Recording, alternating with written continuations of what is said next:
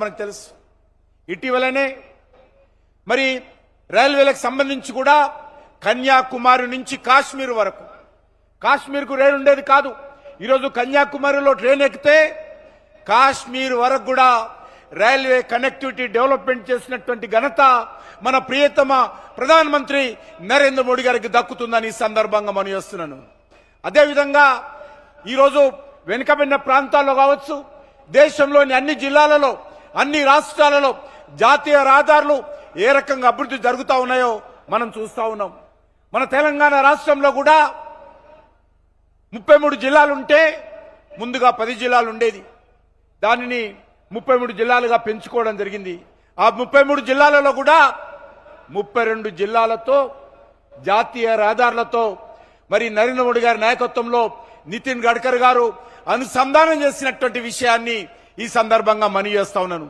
అంతేకాకుండా ఈరోజు మనము ఈ యొక్క ఆదిలాబాద్ నిజామాబాద్ జిల్లాకు సంబంధించినటువంటి జాతీయ రహదారులకు సంబంధించి 3,900 కోట్ల రూపాయలతోటి ఈరోజు గౌరవ జాతీయ రహదారుల శాఖ మంత్రి అయినటువంటి నితిన్ గడ్కరీ గారు ఈ కాగజ్నగర్ ఎక్స్ రోడ్ నుంచి మనం ప్రారంభించుకుంటున్నాము.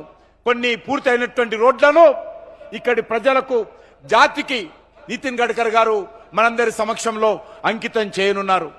నరేంద్ర మోడీ గారు వచ్చిన తర్వాత దేశంలో అనేక రకాల అభివృద్ధి కార్యక్రమాలు కొనసాగుతున్నటువంటి విషయాన్ని ఈ సందర్భంగా మనవి చేస్తున్నాను. అనేక విషయాలు మన మిత్రులు చెప్పడం జరిగింది. ఈరోజు తెలంగాణలో 5,000కు మించి జాతీయ రహదారులు ఈరోజు మరి నిర్మాణం చేసుకొని మనం ముందుకెళ్తున్నటువంటి విషయాన్ని ఈ సందర్భంగా మనవి చేస్తున్నాను. అనేకమైనటువంటి ప్రతిష్టాత్మకమైనటువంటి ప్రాజెక్టులు, పలు ఎక్స్ప్రెస్ వేలు కూడా ఈరోజు నితిన్ గడ్కరీ గారు మరి మోడీ గారి ఆదేశాలతో నిర్మాణం చేస్తున్నటువంటి విషయాన్ని కూడా ఈ సందర్భంగా మనవి చేస్తున్నాను. ఈ రహదారులన్నీ కూడా ఏదో ట్రాన్స్పోర్టే కాదు, ప్రమాదాలు తగ్గాయి, వాహనాల యొక్క మరి నైపుణ్యత పెరిగింది, వాహనాలు కూడా ఎక్కువ కాలం కాలమానమయ్యేటువంటి పరిస్థితి వచ్చింది, పెట్రోల్ ఖర్చు తగ్గింది, అన్నిటికంటే మించి ప్రమాదాలు తగ్గాయి. రోడ్లంటే గతంలో అనేక రకాల ప్రమాదాలు జరిగేది.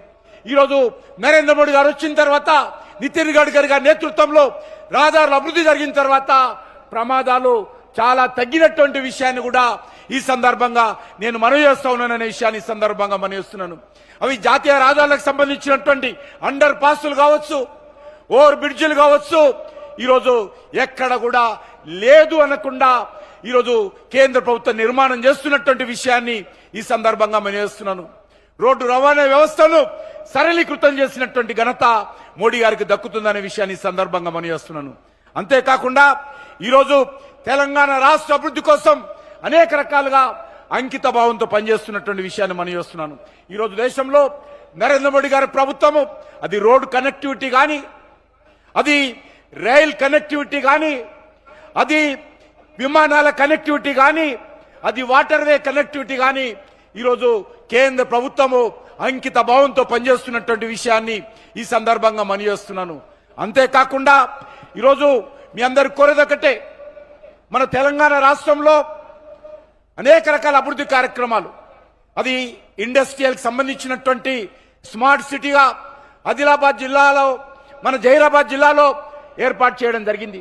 దేశవ్యాప్తంగా 7 మెగా టెక్స్టైల్ పార్కులు వస్తే మన తెలంగాణకు వరంగల్కు ఒకటి ఇవ్వడం జరిగింది.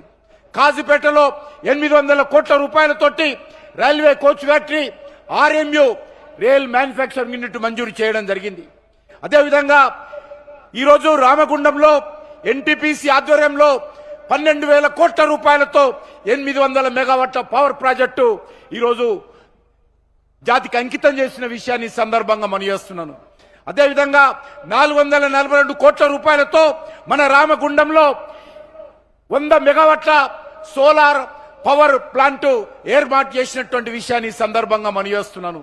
6,338 కోట్ల రూపాయలతో మన రామగుండంలో తెలంగాణ రైతుల కోసం మరి యూరియా పరిశ్రమ పెట్టి ఈరోజు మరి యూరియా ఉత్పత్తి చేస్తున్నటువంటి విషయాన్ని ఈ సందర్భంగా మనవి చేస్తున్నాను. అదేవిధంగా ములుగులో సమ్మక్క సారక్క గిరిజన విశ్వవిద్యాలయాన్ని ఏర్పాటు చేసిన విషయాన్ని కూడా ఈ సందర్భంగా మనవి చేస్తున్నాను.